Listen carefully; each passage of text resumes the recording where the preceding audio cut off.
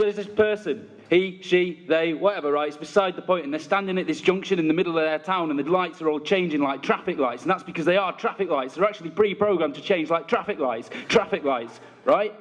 So this person stands alone, wonders what to do, thinks about nothing, looks at their phone, scrolls past the bullshit, gets to the goss, ponders a moment, now ready to cross, but there's something amiss. A little left behind in this whirling jam of fumes that make the street a better place if you're into that sort of thing. And as a truck rattles past, its doors burst wide open, swinging wildly into the air and releasing an innumerable quantity of rubber balls that now swarm the junction. And there's bouncing balls everywhere. And of course, they're all different colours. A calypso music begins to play like ba ba ba ba da ba ba da ba da ba ba da ba ba da ba ba ba, and there's just so many colours, and it seems impossible to pick a favourite one because there's a lot of sensory input going on right now, and it's not even clear why any of this is happening in the first place. But one imagines it must be something important because, well, just look at the hoo-ha it's causing. But in a way, it all seems pretty inconsequential in the grand scheme of things. Whilst two flocks of starlings, similar, yet somehow a world apart from one another, loop overhead with this synchronised, unified sense of grace that is found rarely elsewhere in nature, even amongst swans.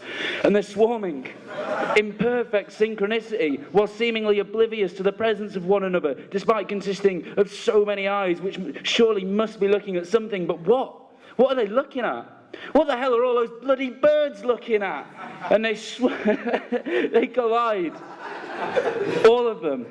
Feathers scatter the sky in an updraft filled with plastic bags and confetti, which drifts over from the spot where a woman stands, throwing it into the wind, whilst a previously bouncing man appears to have fallen off his pogo stick. And all the while, there are people on different sides of the junction, each gesticulating so as to imply that it is their bosom that will cradle the weight of it all most aptly, but their words can barely be discerned, lost as they are in the growing surge of sound that pours from every side street as humans, thousands of humans, each with bucket in one hand, brush in another, come charging into the junction, arms swinging, ears ringing, paint slinging, all of it everywhere, all of the times compressed to a moment. From this tangible mess, a component must express the proponent whose success may hear and be chosen. And yet clarity is evasive. It is what it is, or it ain't what it ain't. And abstract for sure is this paint that's splattered across the floor, but what is this for?